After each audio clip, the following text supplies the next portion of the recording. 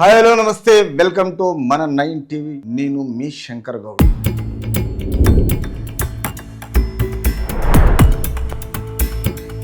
తెలంగాణ రాష్ట్ర సోదరులకు ఒక చిన్న విన్నపం ఏంటిదంటే,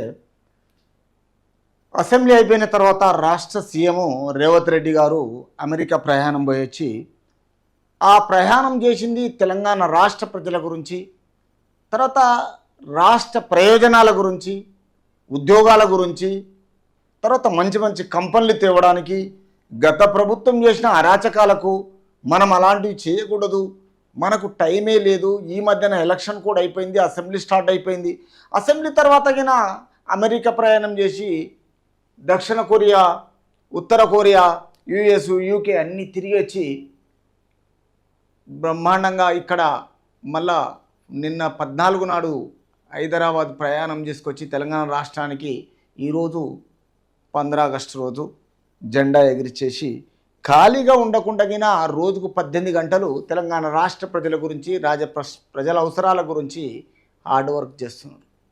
కానీ ఇక్కడ జరుగుతున్నది ఏంటంటే, ఇప్పుడున్న ప్రతిపక్షంలో ఆ ప్రతిపక్షానికి కొన్ని యూట్యూబ్ ఛానళ్ళు ఉన్నాయి. ఆ యూట్యూబ్ ఛానళ్ళు అంటే ప్రతి యూట్యూబ్ ఛానల్ అయినా శాటిలైట్ ఛానల్ అయినా మాకు ఈ మీడియా అనేది ప్రజల గురించి పనిచేయవలసిన అవసరం ఉంటుంది. తర్వాత మా సోదరులు కొంతమంది మరి ఎలాంటి అనుబంధం ఉందో ప్రతిపక్షానికి, తర్వాత ఈ ప్రతిపక్షానికి ఈ అనుబంధంతో అధికార పార్టీని ఎలా బ్లేమ్ చేస్తున్నారో, తిరిగి రకరకాలుగా నిందలు వేయడము, వాళ్ళకిన తెలిసింది.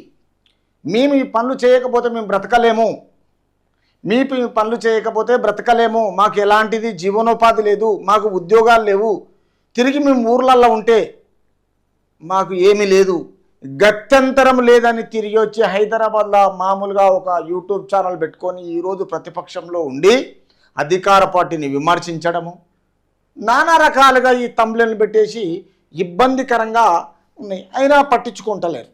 ఎందుకంటే రాష్ట్ర ప్రజలకు, రాష్ట్ర ప్రయోజనాల గురించి మంచి చేయడము కాంగ్రెస్ పార్టీకి ఒకప్పటి పార్టీ కాదు. కాంగ్రెస్ ఎప్పుడైతే 17 నుంచి స్టార్ట్ చేసిన రేవంత్ రెడ్డి 2023 నాటికి ఆయన పడ్డ సాధక బాధలు, కష్టము మామూలుగా లేదు.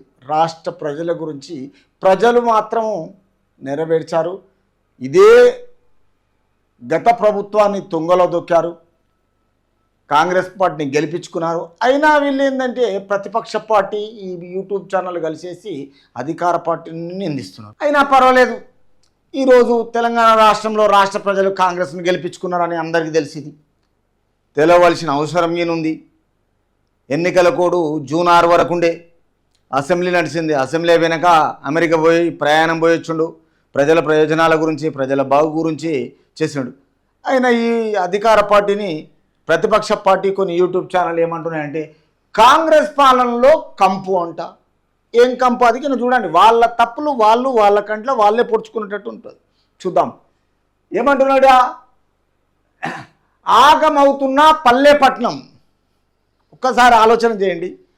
హైదరాబాద్లో సెటిలర్స్ తోటి వచ్చిన బీఆర్ఎస్ 39 సీట్లలో కంటోన్మెంట్ ఏరియా సాయన్న ముద్దుల కూతురు ఆమె గెలిచింది. గెలిచిన తర్వాత ఒక యాక్సిడెంట్లో మరణించింది. తర్వాత మళ్ళా రీఎలక్షన్ పెట్టిన తర్వాత గిన కాంగ్రెస్ వచ్చింది కాబట్టి 38. ఆ 38లో చాలా 10 మంది ఎమ్మెల్యేలు కాంగ్రెస్లో గిన జంప్ అయిపోయారు. ఎందుకంటే గేట్లు ఓపెన్ చేసి పెట్టిపోయాడు ఎవరు? రేవంత్ రెడ్డి. ఈ బీఆర్ఎస్ వాళ్ళు మాత్రం ఇళ్ళకి వస్తున్నారు.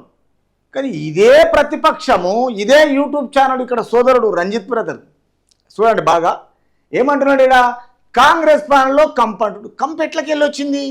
నీకు టైమే ఇవ్వలేదు. ఈ మధ్యన అనుకున్న టైంకి వాళ్ళ మేనిఫెస్టో రిలీజ్ చేస్తున్నారు. తర్వాత 2 లక్షల రుణమాఫీకిన ఈ రోజుకు కరెక్ట్గా అనుకున్న టైంకు క్లోజ్ అయిపోయింది.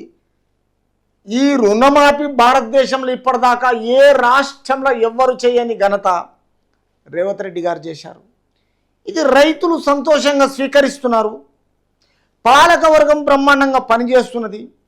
కాంగ్రెస్ పరిపాలన బాగున్నది. విద్యార్థులు సంతోషంగా ఉన్నారు. స్కూళ్ళు బాగా నడుస్తున్నాయి. నిధులు నియామకాల గురించి బ్రహ్మాండంగా ఉన్నాయి, టైంకు వర్షాలు వస్తున్నాయి. అయినా పర్వాలేదు, ఇక్కడున్న సిచ్యువేషన్ రైతులను రాజులు చేయాలనుకుంటున్నాడు. రుణమాఫీకిన ఈరోజు డేట్ ఇచ్చింది, ఈరోజు వరకు అయిపోయింది. అయితే సిటీలో మాత్రము సెటిలర్స్ గెలిచిన తర్వాత అసలు కాంగ్రెస్ వచ్చింది రాష్ట్రం అంతా సరౌండింగు. కేసీఆర్ 33 డిస్ట్రిక్టులు పెట్టుకున్నప్పుడు ఒక్కరోజుగిన ఏ కారణాలు షో చేయకుండా బహిరంగ సభలు పెట్టకుండా రాష్ట్రంలో ఆయన తిరిగి ఎక్కడ ఏ రోజుగిన మీటింగు చెయ్యలేదు. కాబట్టి ఇక్కడ పల్లెపట్నం అనేది కాంగ్రెస్ని గెలిపించుకున్నారనే ఈ జ్ఞానోదయం లేకుండా మర్చిపోయాడు సోదరుడు ఎవరు, రంజిత్. చూడండి ఎట్లుంది కాంగ్రెస్ పాలన. కంపు ఉంటే ఇంత బ్రహ్మాండంగా ఎందుకు నడుస్తుంది? 8 నెలలే టైం అయింది బ్రదర్, 8 నెలలే టైం అయింది. 5 సంవత్సరాలంటే ఇంకా 4 సంవత్సరాల 4 నెలలు అంటే 365 ఇంటూ ఇంకా 4 సంవత్సరాలంటే 730 అంటే 1460 ఒక 4 నెలలు 1500 రోజులు ఇంకా టైం ఇచ్చారు. ఎవరు? తెలంగాణ రాష్ట్ర ప్రజలు. మరి ఇచ్చినప్పుడు కాంగ్రెస్ పరిపాలనలో రైతులను చూసుకుంటా ప్రజలను చూసుకుంటా బ్రహ్మాండంగా కాంగ్రెస్ పాలకవర్గం పనిచేస్తుంటే ఈ కాంగ్రెస్ పరిపాలనలో కంపు అనేది ఏ విధంగా, దానికి అర్థం తెలవాలి రంజిత్ గారు. ఒకటి. రెండోది ఆగమవుతున్న పల్లెపట్నమే రా బాబు గెలిపించింది వీళ్ళను. పల్లెపట్నమే ఇక్కడ గెలిపించింది. ఇది ఎంత సిగ్గు లేకుండా, మరి అది ఏందో, అది నేర్పేది ఏందో, ఆ టంబ్లైన్ చేసింది ఎవరో, ఆ ఎడిటర్ ఏందో, ఈ కెమెరామ్యాన్ ఏందో, వాడేందో ఇది అర్థం కాకుండా ఉన్నది. ఇక్కడ ఆ పల్లెపట్నం నుంచే గెలిచింది. చాలా మంచి, బాగా ఆలోచన చేయండి తెలంగాణ సోదరులారా. ప్రతిపక్షాన్ని ఒక లెవెల్లో ప్రజల్లో తిరగడానికి చేస్తున్న ఇది ఒక కొత్త డ్రామా. ఇది యూట్యూబ్ ఛానల్లో వాళ్ళకు చేతులు చాపి బ్రతకడానికి తలవంపులు తెచ్చుకుంటున్న ఇదొక యూట్యూబ్ ఛానల్.